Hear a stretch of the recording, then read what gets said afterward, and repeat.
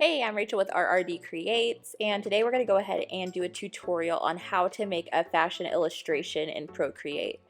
Now, I have a bachelor's in fashion design, but I graduated in 2011, so we didn't really focus on digital art when I was in school. We focused on pencil, marker, and even though gouache was kind of introduced as an option, like I literally had to buy it for a class, I never actually had to do anything with it. It was like an option, which was annoying, but that's life. So this tutorial is for anyone who might be like me and needs to switch over to the digital platform to be more competitive in their industry, or someone who's just starting out, or maybe you're even in high school and you're interested in being a fashion designer. So what I want to do is kind of teach you a little trick that helps us all, and that is using a croquis. A croquis is just a pre-made sketch that you can use as a guide to trace from. It's just the human form, so you can put like your dresses or your designs for pants or whatever you want, draw it on top of it, and it just speeds up the process. So all you have to do is type in croquis in Google, which is Croquis. That's just a sketch. It's in French, it's fancy. You're going to go ahead and download an image that you find and add that image to your Procreate canvas. And this is your first layer. Now, if I'm feeling artsy or I'm making work for a client, I'll always draw my own croquis, but if I'm going for speed, it's just sketching over a croquis that makes life so much easier. Now, layer 2 is this pencil sketch that we're going to do, because what we want is the reference to the croquis, not the actual croquis. We want this still to be our own work. So we're going to go ahead and sketch over that with the technical pencil brush in Procreate, because it gives you enough of the real feel of the pencil.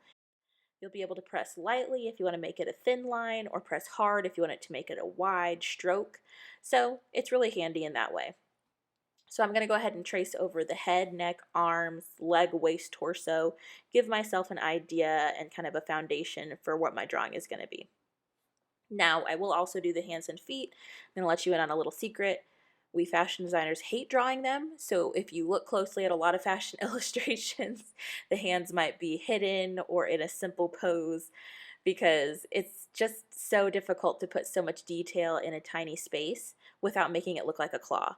Or maybe you put too little detail in it like I do and it ends up looking like they have fins. So, to each their own, but again, tracing on a croquis makes life so much easier and is a great way to learn how to properly do the fashion figure. Layer 3, I'm ready to go ahead and get the skin tone in. I'm going to use a large brush like gouache or the marker brush. You can look in the painting menu or the inking menu for what you want to use. These are just my two favorites. I'm going to choose the middle skin tone. So I'm going to just choose peach, whatever. And that will be great with those lighter brushes because I can play with opacity. I can add more or remove some color with the eraser tool and keep that dimension that I want, that 3D form. Once you're happy, like I mentioned, you're going to take the eraser tool and get rid of all the excess that you've made outside of the lines of the pencil layer below. I use the monoline brush for my eraser. I feel more in control of it. I will use a smaller monoline eraser to erase around the form, and then use the bigger one to just erase big sections. So this is just a little trick. This is why we do things in separate layers, because that way I'm not erasing all of my work underneath. So speaking of layers, we have a new one that's going to be layer 4. Using the technical pen brush from the inking menu, I'm going to go ahead and keep this very small so that I can show the final shape of the body very delicately. In school, I would always get the critique from my teachers to improve my line quality, but I didn't know what line quality was. Actually didn't figure that out until I went back to school for graphic design like 5 years later. So basically, line quality is really, really important, which is explaining a lot of my C's that I got in that class. It just means not to be so heavy-handed to draw one huge thickness of line around everything. And the point of fashion illustration is to show a garment and show interest in all the details, and you need to make sure to highlight the subtleties. But you can't really do that if everything has the same line weight. It looks like a coloring book. So, I wish I would have known that sooner. Just one of those things. Moving on to layer 5, this is the garment color. We're going to treat this just like we did the skin tone. We're going to choose a color. We're going to just block it out, make it super messy in that general area. We're going to use a marker or the gouache brush again because we want to build that color. We want the ability to make it lighter or darker kind of with more control. You know, since I was taught with paper illustration first, it's most similar to do it this way, in my brain anyway. So I've decided that this is going to be a lightweight green mini with tons of layers and movement. So to show that, you know, you have to be a little bit delicate in some areas and heavy-handed in others. So go ahead, use your eraser to get rid of all the extra color outside the lines, just like before.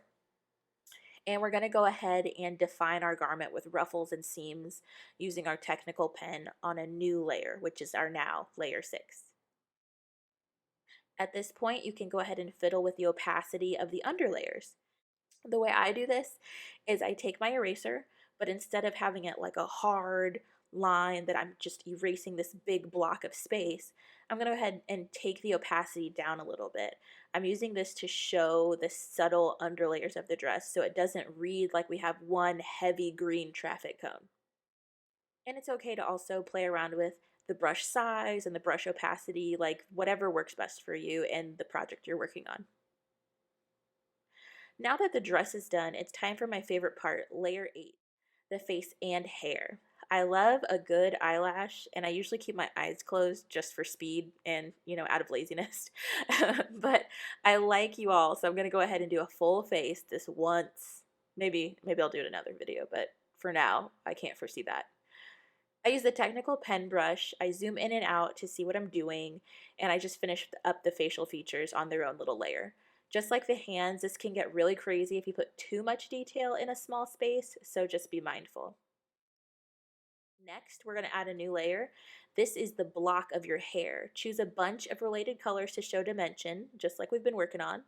When you have brown hair in the sunlight, it's not a flat brown, right? It's not a crayon box brown. No, it's either cool toned or warm toned. It shows tones of that brown when in different light. So we want multiple different brushes. Maybe there's lots of red tones, lots of deep burgundies, all mixed in with it to make it look more realistic. Since she's going to have curls, using a technical pen and a thin stroke of a marker and playing with opacity and size can really help give that fun curly hair feel. To make the face look three-dimensional, I'm going to go ahead and add another layer of makeup using light gouache or marker brushes at low opacity and just adding these light touches of like a matching eyeshadow, maybe darker tones for the shadows of the face, white highlights for the eyes, are all ways to give your fashion figure a unique look that's all your own. Now, I love adding accessories as my final touch to show, you know, kind of what the personality of the person is that you're targeting. So to show like shine and fun and like that highlight here and there, I'll add some white tones, just like I would on paper. I like usually use a white gel pen to show that stuff. So since we have Procreate, we're going to go ahead and use a white technical pen brush here and there to show different dimensions to the gold and to the beads. In this case, I used like 3 or 4 different greens. I played with opacity and erasing and, you know, eliminating some of the bulk of the color that was in that area. And I was just really light and delicate because that's just how I feel this particular model would be. And here's the final look. She looks like she's ready to go ahead and go to a cocktail party for us all. Check back soon for more drawing videos and small business tips for creatives like you.